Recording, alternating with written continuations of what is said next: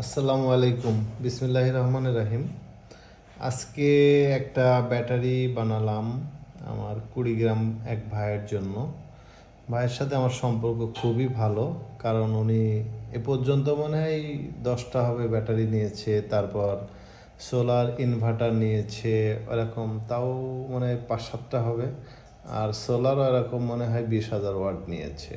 এর আগে মসজিদের জন্য নিয়েছিল, মাদ্রাসার জন্য, তারপর ওনার বাসার জন্য, তারপর ওনার বন্ধু বান্ধব, যেহেতু উনি সরকারি চাকরি করে, উনি প্রথম একটা নেওয়ার পর রেগুলারই আমার কাছ থেকে নিয়ে থাকেন।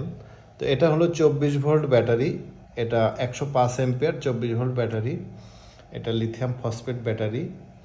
এটা একদমই নতুন ব্যাটারি।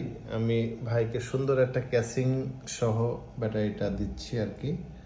আর এই যে প্রত্যেকটা সেল 1 বাই 1 করে মেজারমেন্ট করে তারপর ভাই, না